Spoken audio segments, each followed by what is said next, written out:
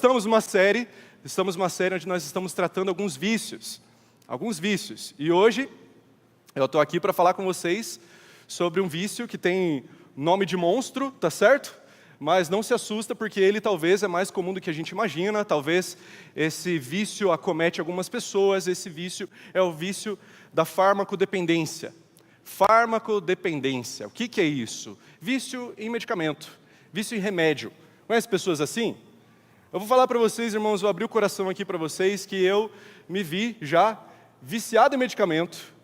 Lá quando eu era criança, existia um negocinho chamado melhoral infantil. Vocês lembram disso? Melhoral infantil era rosinha assim, cara. Parecia uma balinha, né? Eu vivia doente, porque eu vivia precisando de melhoral infantil. Pedia para minha mãe, e se ela não escondesse, eu dava um fim naquele trem. Não era vendendo, não era se desfazendo dele, era comendo mesmo. Mas é claro que existiam outros medicamentos que marcaram nossa infância. Quero lembrar você, lembra do Mertiolate? Mertiolate, irmãos, era melhor colocar fogo na ferida do que passar aquele negócio. Era melhor tacar fogo, taca querosene, sei lá o que você faz, não coloca Mertiolate. Aquilo ardia até a alma, você lembra disso? As crianças de hoje, não sei se passa ainda esse negócio na ferida, no machucado e tudo mais, mas, irmão, a gente lembra, você lembra, eu sei que você lembra do Mertiolate, tá certo? Então, o que eu queria dizer para você, assim, com toda clareza, irmãos, nós não somos contra medicamentos, tá certo? Não somos contra o uso dos medicamentos. Nós não somos contra também os médicos ou a medicina moderna. Inclusive, boa parte das curas que Deus realiza, Ele realiza através da medicina, tá certo? O que nós vamos falar aqui é sobre esse uso equivocado, esse uso sem limites, essa dependência de certas pessoas nos medicamentos. O que nós vamos falar também aqui, as críticas que serão feitas a respeito da farmacodependência, dessa que parece ser e de fato é uma busca por alívio. Essas críticas terão a ver não com os médicos, não com a medicina, mas com a espera, com a esperança, com o olhar equivocado que certas pessoas têm da medicina, que certas pessoas têm dos medicamentos. E nós não podemos negar que isso é um fato dentro da nossa sociedade, isso é um fato que marca os nossos dias, é uma característica do nosso tempo. Inclusive, uma médica falando num podcast a respeito desse uso indevido de medicamentos, estava falando de uma vez, onde ela foi atender uma paciente que estava reclamando, porque essa paciente tinha tomado 30 comprimidos de Zolpidem, 30 comprimidos de Zolpidem e não tinha chegado ao efeito que ela desejava, não tinha conseguido dormir. 30 comprimidos. Zolpidem, para quem não sabe, é remédio para dormir. E um detalhe interessante, o Zolpidem, muito popular entre os jovens. Muito popular entre os jovens, entre a galera mais nova, entre os universitários, inclusive. Estudos feitos pela BBC News, levantam que boa parte, grande parte, mais de 50% da galera que usa Zolpidem é a galera que está frequentando as universidades. E além disso, o uso indevido dos medicamentos não se dá apenas pela dependência, mas também pela espera equivocada que as pessoas têm dos efeitos desse medicamento. Como você tomar 30 comprimidos, estou perdendo até as contas aqui, 30 comprimidos esperando que faça efeito. Além disso, boa parte desses jovens, acredite você ou não, tem usado Zolpidem não para dormir, mas para tirar um barato. A galera toma o Zolpidem e luta contra o sono para ter uma sensação alucinógena como quem usa maconha. Mesma sensação, mesma a experiência de alguém que está usando o cigarro de maconha. Farmacodependência. Uma busca por um alívio, uma busca por um lugar distante da realidade. Farmacodependência, irmãos, é uma coisa que acomete também atletas. E esse é um perigo que às vezes passa despercebido por nós. Quando nós pensamos em farmacodependência, geralmente nós pensamos nas pessoas que ficam acamadas dentro de sua casa. Geralmente nós pensamos nas pessoas que são hipocondríacas ou que têm algumas neuras e tudo mais, e nós não ligamos a farmacodependência aos ambientes de academia, aos ambientes fitness. E boa parte das pessoas que têm problema com a farmacodependência, elas se encontram também nas academias, porque elas fazem uso indevido de anabolizantes, de esteroides, de hormônios.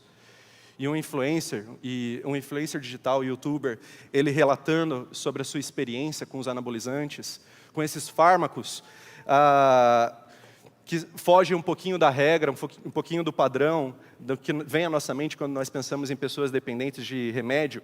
Ele diz o seguinte, ele diz: eu não consigo parar, porque eu me identifiquei com o meu corpo.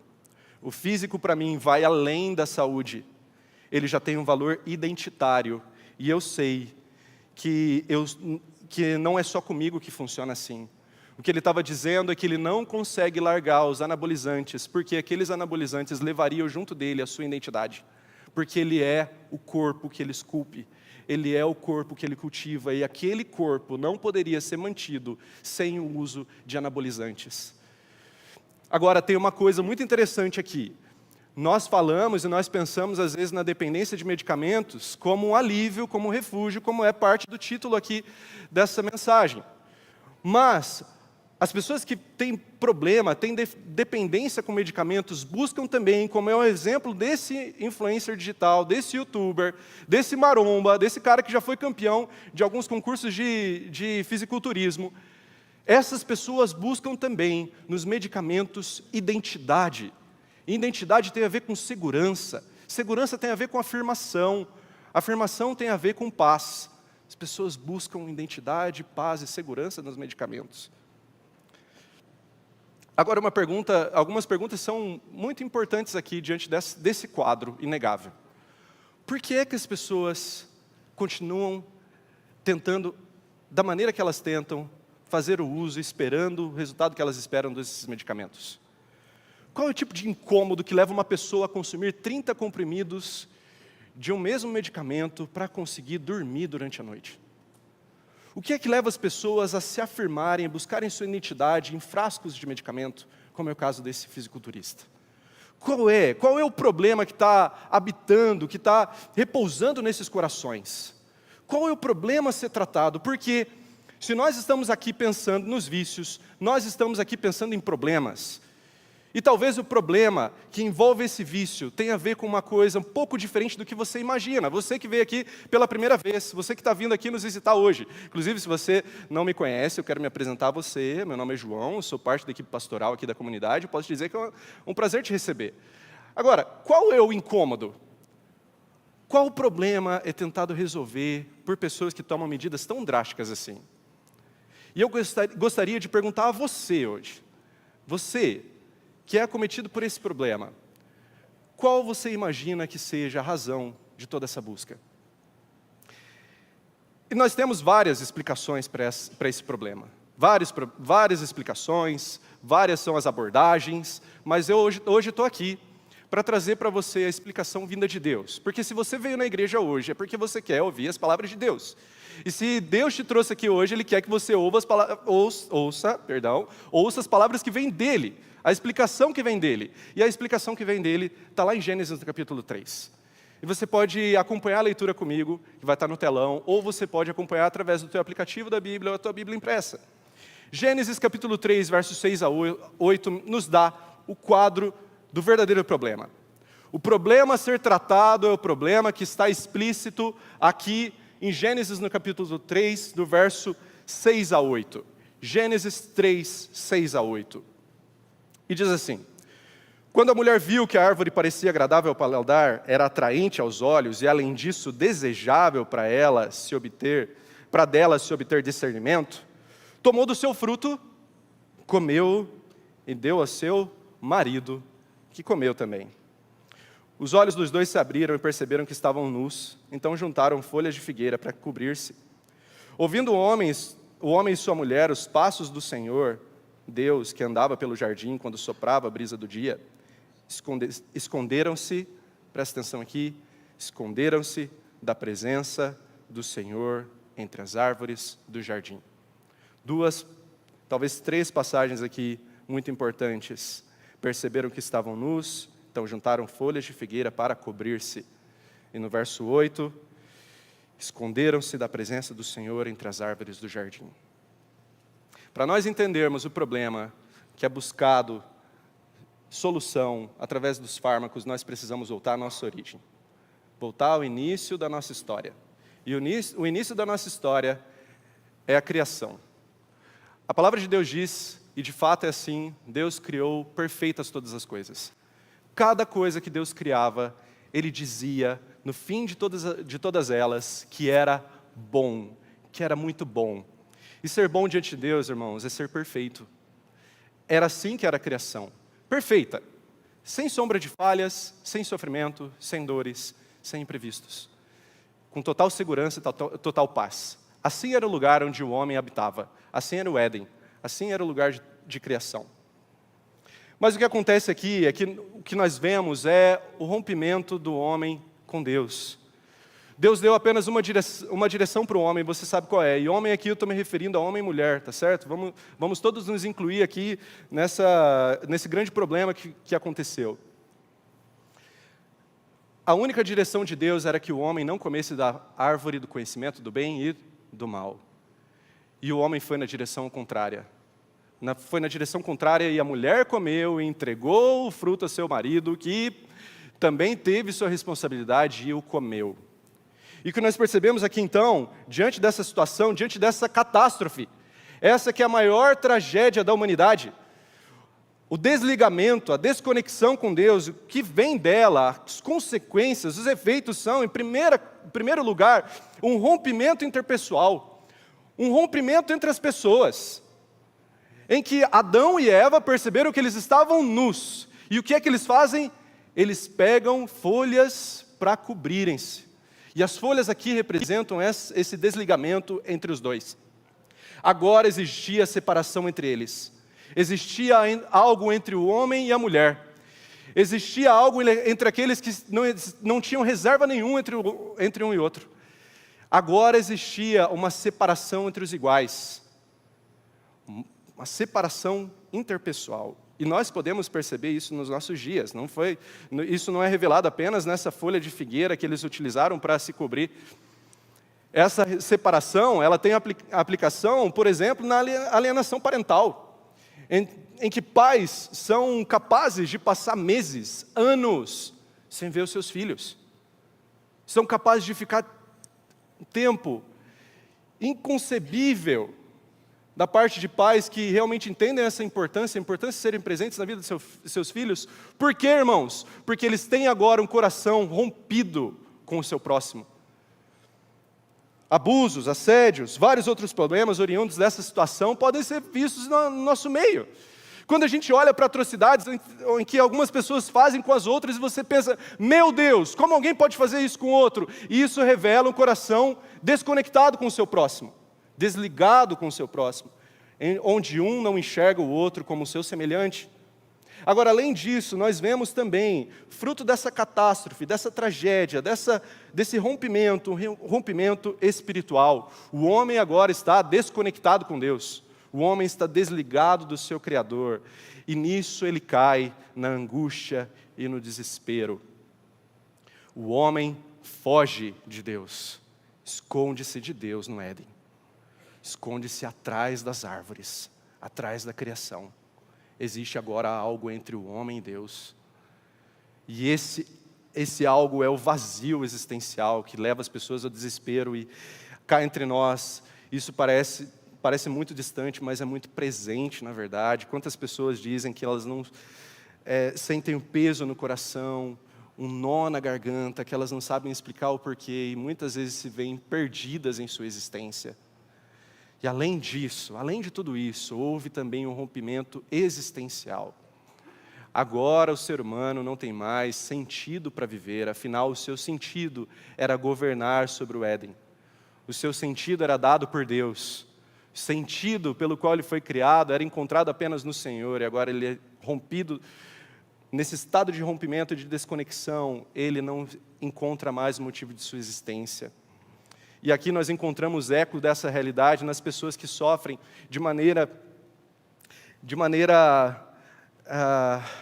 sofrem no seu dia a dia com ansiedade. Elas não passam por ansiedade, elas vivem em ansiedade. Pessoas que não entendem o propósito, encontram na falta de sentido o alicerce onde elas pisam durante seus dias. E essa é a realidade. Essa é a realidade do homem. Um homem, como disse o Dr. Ricardo Zandrino, um homem em desarmonia. Um homem em desarmonia com a sua natureza, com a natureza de Deus e com a natureza da criação. Agora, além disso, em Gênesis agora no capítulo 3, verso 17 e 19, nós temos a condição. Nós vimos aqui as implicações diretas dentro do homem para essa situação. O que houve com o homem no seu interior, qual é o problema causado nele. Agora nós vamos ver o problema em todo o resto, em toda a criação, em todo o cenário, o ambiente onde o homem habita. E isso fica explícito lá no verso 17 e 19, diz assim: ao homem declarou: visto que você deu ouvidos à sua mulher e comeu do fruto da árvore, da qual lhe ordenara que não comesse, maldita é a terra por sua causa. Com sofrimento você se alimentará dela todos os dias da sua vida, com sofrimento você se alimentará dela. Ela lhe dará espinhos e ervas daninhas, e você terá que alimentar-se das plantas do campo. Com o suor do seu rosto você comerá o seu pão, até que volte à terra, visto que dela foi tirado, porque você é pó, e ao pó tornarás. E ao pó voltará. Aqui nós temos a situação então de todo o cenário que se faz cenário onde o homem habita. E aqui eu quero tomar a tríade trágica de Viktor Frankl para explicar essa situação, esses efeitos, porque ela se faz muito útil aqui para nós entendermos qual é o ambiente onde nós vivemos. Qual é a característica dessa vida rompida? Qual é a característica dessa vida decaída? E a primeira delas, a característica dessa vida é o sofrimento. Todos nós sofremos, como diz o Dr. Viktor Frankl. Todos nós passamos por dores, todos nós passamos por lamento, todos nós temos a nossa vida marcada por essa dor, pelo sofrer. Também, todos nós temos culpa, todos nós somos culpados, como diz a palavra de Deus. E culpa tem a ver com os erros que nós cometemos, e nós não podemos negar isso, todos nós erramos. E se existe alguém entre nós que diz que não existe erro nele, como diz a palavra de Deus, esse se faz mentiroso, porque todos nós, de fato, somos culpados. E por mais que essa palavra soe dura no nosso coração e aos nossos ouvidos, irmãos, essa palavra, ela demonstra a graça do Senhor ao denunciar, de fato, o problema existente no nosso coração, que é a culpa, assim como o sofrimento, inerentes, causados, ligados totalmente à nossa separação com Deus. E além disso, o que caracteriza a nossa vida aqui nessa terra, e nós não podemos negar, é a morte. A morte. Todos nós morremos. Todos nós nos encontramos com ela algum dia, seja cedo ou seja tarde. Todos nós. E aqui eu quero fazer algumas perguntas a você, dentro desse quadro, o quadro do homem decaído, o quadro do homem desligado de Deus. A pergunta é a seguinte: nós podemos negar a existência do sofrimento, uma vez que a indústria farmacêutica tem trabalhado tão freneticamente? Podemos negar a dor, uma vez que as clínicas psicoterapêuticas têm estado tão lotadas? Podemos negar a existência da dor? É possível também negar a presença da culpa no cotidiano, uma vez que nós temos tantos erros? E talvez uma coisa que marque os nossos dias sejam de fato os erros. Erros crassos sendo cometidos, seja conosco, sejam erros cometidos contra nós, ou sejam erros que nós cometemos contra os outros. Seja o outro que tenha errado com a gente, ou seja nós que tenhamos errado com o outro. Irmãos, se existem injustiças, existem erros, e se existem erros, existe culpa. A pergunta que eu te faço então, nós podemos dizer que nós estamos em uma sociedade justa? Se essa sociedade é injusta, é porque essa sociedade se encontra em erros que geram culpa dentro do nosso coração. E a respeito da morte, o que é que nós podemos dizer? Como eu disse aqui, se grandes e pequenos morrem, ricos ou pobres, seja em seus primeiros anos de vida, ou ainda em sua concepção, ou seja na tenra idade do homem, seja nas mortes esperadas, onde a pessoa acometida por algo que toma sua vida de maneira lenta, onde essas pessoas podem se preparar para a sua partida, ou seja, em um ataque fulminante cardíaco. Seja de qual forma for, a morte sobrecai sobre nós. E de fato, nós não podemos então, irmãos, negarmos as características dessa condição decaída. Esse é o problema. esse é o problema que é escancarado por Deus na sua palavra diante de nós. Esse é o problema. E diante disso nós temos então nos fármacos uma nova tentativa. Diante disso nós temos nos medicamentos uma nova tentativa da parte do homem. Como nós sabemos muito bem, o nosso tempo ele é marcado por algumas características. A filosofia atual é marcada por algumas características. E uma delas é o ateísmo prático. O que é o ateísmo prático? O ateísmo prático é viver dizendo que acredita em Deus, mas em suas atitudes, vivendo como se Ele não existisse. Pessoas que dizem que são isso, são aquilo, mas na verdade, em suas ações e reações, elas demonstram sua hipocrisia. Elas demonstram a sua idolatria em colocar as suas emoções, os seus desejos, as suas vontades antes do Deus que ela diz confessar como Senhor e Salvador de sua vida. Esse é o ateísmo prático. Pessoas que buscam a Deus no domingo, mas que vivem totalmente distante deles durante a semana. Uma outra coisa também, e nesse ateísmo prático, Deus se torna então apenas mais um da lista interminável de analgésicos para a sua condição. Nós temos também uma outra característica do nosso tempo, materialismo, onde todas as coisas são entendidas através daquilo que é palpável, daquilo que é visto, daquilo que é sentido com as narinas, daquilo que é ouvido pelos nossos ouvidos. O materialismo entende que tudo deve ser entendido através do material. E assim, todas as coisas podem ser resolvidas através do material. Ou seja, se você tem uma dificuldade, uma enfermidade, uma dor, elas podem ser resolvidas com químicos que faltam no seu metabolismo ou com alguns hormônios que estão faltando no seu corpo. Tudo pode ser resolvido através do material. Irmãos, no nome de Jesus eu quero fazer um contrabalanço aqui. Aqui se trata da filosofia atual e nós entendemos a importância, tá certo? De hormônios e de químicos em certas situações. O que eu quero dizer aqui é esse equívoco em pensar que todas as coisas podem ser resolvidas com material. Inclusive as doenças e enfermidades, e principalmente essa enfermidade mais profunda que se trata da desconexão com Deus. Além disso, nós temos o consumismo. E o consumismo nos leva a entender que se existe alguma falta, se existe alguma dor, se existe alguma insatisfação, é porque nós não compramos ainda o seu antídoto. Não adquirimos ainda a solução para esse problema. Nós não fomos até o mercado, ou nós não fomos até a concessionária, ou nós não fomos até o shopping, ou nós não fomos até a farmácia para adquirir a solução dos nossos problemas. Percebem aqui, irmãos, como essa filosofia sutil, mas ela fala conosco a todo momento e sugere para nós alternativas que nunca darão conta? Você sabe, eu sei, nós estamos aqui cientes dessa realidade, mas nós somos levados a todo tempo a imaginar dessa forma, a tentar assim.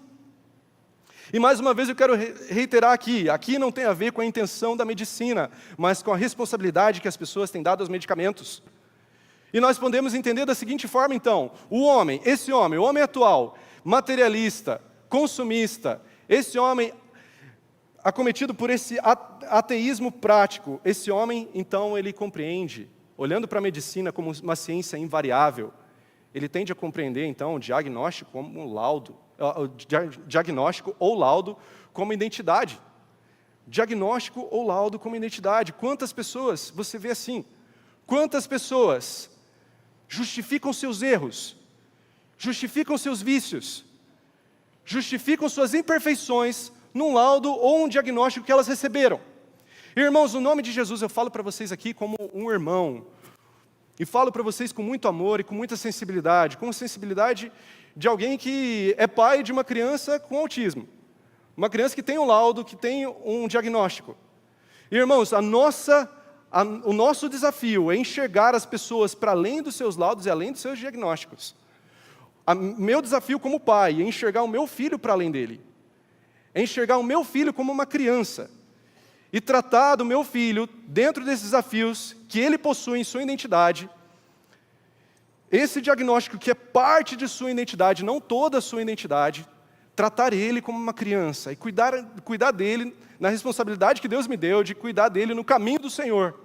E aqui no nome de Jesus eu quero clamar a você, eu quero apelar a você, no nome de Jesus. Lembra que a tua identidade não é um laudo ou um diagnóstico que você recebeu. a tua identidade está para muito além disso. E a identidade suprema que nós podemos ter, assim como nós ouvimos ontem, um jovem aqui, na reunião de jovens, dizendo, a maior, a mais suprema de todas as identidades é ser encontrado filho de Deus, ser filhos de Deus. Diagnóstico, irmão, funciona para quê? Funciona para nos ajudar a entender quais são os desafios concernentes à nossa própria personalidade, à nossa individualidade. Todos nós temos nossos desafios. E diagnósticos funcionam para isso. Uma outra coisa importantíssima, as pessoas, esse homem, o homem que vive dessa forma, o homem atual, e talvez, eu não sei se você é um deles, isso é o Senhor que tem que trazer essa reflexão a você nesse momento, mas esse homem procura numa receita médica uma fonte de segurança, uma receita médica como fonte de segurança. Afinal, ele entende o quê? Ele entende que se ele tomar os medicamentos prescritos em certa hora, durante tantos dias, ele vai ser curado das suas enfermidades, invariavelmente. E aqui é o problema nesse pensamento. A palavra invariavelmente. Irmão, deixa eu falar para você uma coisa importante. As receitas e os tratamentos medicamentosos, eles visam o auxílio para o tratamento de uma enfermidade. O auxílio para o tratamento de uma enfermidade. Não significa que aquele procedimento invariavelmente vai te livrar de uma doença ou de um mal. Não busque a sua segurança em uma receita médica. Porque eu estou aqui para dizer para vocês como pastor, e você sabe dessa realidade porque provavelmente você já viveu isso dentro da sua família, infelizmente. Porque essa é a trágica condição onde nós nos encontramos. Existem pessoas que seguiram à risca receitas médicas e que não estão mais entre nós.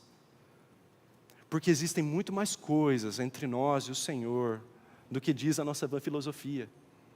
Ao mesmo tempo, esse homem materialista, esse homem consumista, que busca a solução dos seus problemas no mercado, na farmácia ou na loja, esse homem busca também nos medicamentos um fim da dor. Nos medicamentos, o fim da dor. Agora, eu quero lembrar de uma coisa para você, e um detalhe importantíssimo que nos passa despercebido em relação aos medicamentos. Os medicamentos não podem fazer muito por você em relação à dor, porque eles trazem consigo duas coisas. Primeiro, os efeitos colaterais. O medicamento pode te aliviar num sentido, mas pode te prejudicar em outro. E os bons farmacêuticos sabem muito bem desse ciclo. E além disso, medicamentos são capazes de criar em você tolerância, onde você vai fazer uso de um analgésico e talvez isso vai trazer alívio para a sua dor naquele momento. Mas você precisará de doses maiores e maiores para aliviar essa dor que não passa. Então lembra disso no nome de Jesus. Analgésicos não podem aliviar a dor mais profunda do nosso ser. Diante disso, então, gostaria de lembrar vocês de uma coisa. Esse homem, essas pessoas que buscam, através dessas tentativas equivocadas, de uso de medicamentos, que a própria medicina não propõe a elas, essas pessoas estão em busca de alívio do sofrimento. Essas pessoas estão em busca de segurança. Essas pessoas estão em busca de identidade ou propósito. Doutora Ana Beatriz Barbosa diz uma coisa muito interessante. As pessoas estão tentando resolver realidades que fazem parte da vida, como as frustrações, com medicamentos. E essa não é a finalidade deles. Agora deixa eu perguntar para você, você tem buscado alívio do sofrimento? Você precisa de segurança hoje? Você precisa de identidade ou propósito de vida? Se sim, eu quero lembrar para você de uma coisa muito importante. Esse caminho não vai atender à necessidade do seu coração. Esse caminho não vai atender à necessidade do seu coração. Por isso eu gostaria nesse momento de compartilhar com vocês qual é a cura de fato. A cura para essa perda de propósito. A cura para esse homem que está em desarmonia e desconexão com a natureza. A cura para esse homem que não encontra propósito para a sua vida. A cura para esse homem que deseja viver. Jesus disse, eu vim para que tenham vida e vida em abundância. Portanto, viver é desejo de viver. Viver não é só passar para o próximo dia, é ter desejo de viver. Vida é ter por que viver. Vida é ter o que oferecer. Agora, eu pergunto para você, os medicamentos são capazes de trazer isso? Medicamentos são capazes de trazer desejo de viver? Medicamentos são capazes de trazer o porquê do viver? Medicamentos são capazes, irmãos, de trazer a você ter o que oferecer a outro. Portanto, a cura se encontra num outro lugar do nosso ser. A cura se encontra. Nós podemos tomar o exemplo de uma pessoa, lá nos Evangelhos, para trazer essa resposta. Eu quero deixar essa resposta através do texto. E o texto que nós temos lá em Marcos, no capítulo 5, é o seguinte. Marcos, no capítulo 5, verso 25 a 24, diz: Havia ali uma mulher que padecia de hemorragia por 12 anos. Ela havia sofrido muito sob o cuidado de vários médicos. E atente-se, gastara tudo o que tinha, mas em vez de melhorar, piorava. Quando ouviu falar de Jesus, chegou por trás dele, no meio da multidão, e tocou no seu manto. Porque pensava, se eu apenas tocar no seu manto, eu serei curada. Imediatamente a hemorragia cessou, e ela percebeu no seu corpo que estava curada daquele mal. No mesmo instante, Jesus percebeu que dele havia saído poder. Virou-se para a multidão e perguntou, quem tocou no meu manto? Os discípulos responderam, vês a multidão aglomerada no teu redor, e ainda perguntas, quem tocou em mim? Jesus, porém, continuou olhando ao redor para ver quem tinha feito aquilo. A mulher, sabendo o que tinha acontecido, aproximou-se, prostrou-se aos seus pés, e tremendo de medo, contou-lhe toda a verdade. Então Jesus lhe disse, filha, a sua fé curou você. Filha, a sua fé curou você. A sua fé curou você. Vá em paz e fique livre do seu sofrimento. A cura para nosso ser se encontra no nosso encontro com Jesus.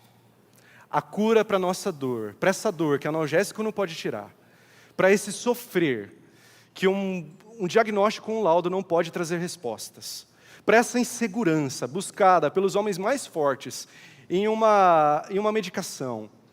A cura para todas essas faltas se encontra na nossa conexão com Deus. A cura definitiva se encontra nisso. Agora eu quero trazer para você uma coisa importante. Essa mulher, a situação dela era a seguinte, essa mulher era uma mulher que gastara tudo com os médicos. Essa mulher gastara tudo com os médicos. Gastara tudo com os medicamentos. Essa mulher estava assim. E talvez tem pessoas aqui nesse sentido, que já tentaram todas as possibilidades. Talvez você já tentou tudo que você podia tentar. Essa mulher também era atormentada com esse mal há muito tempo. Há muito tempo. E seus problemas não eram apenas físicos, mas eram também sociais e espirituais. Afinal, essa mulher era vista como impura no meio da sua sociedade. E isso fazia com que as pessoas não se aproximassem dela. E essa mulher não podia se aproximar do templo, porque já existia uma resistência natural. As mulheres não poderiam entrar no pátio do templo. Elas deveriam ficar num lugar separado. E além disso, essa mulher estava cometida por hemorragia. Era uma mulher impura, ou seja, ela não tinha qualquer possibilidade naturalmente, de estar na presença de Deus por esse quadro. Mas o que acontece com ela é que ela se encontra com Deus em Cristo Jesus. Ela se encontra com Deus conosco, com Deus que caminha entre nós, com Jesus de Nazaré, com o Rabi, que fala com poder e com autoridade, diferente dos fariseus, porque fala com a boca do Senhor, por ser de fato a boca do Senhor. E o que é que Jesus ensina a essa mulher? Ensina em suas ações. Jesus ensina que Ele está sempre disponível. Jesus estava no meio de outra ocorrência, Ele estava indo lá curar uma menina que estava para morrer. Jesus estava numa situação de urgência, mas mesmo assim Ele se faz disponível.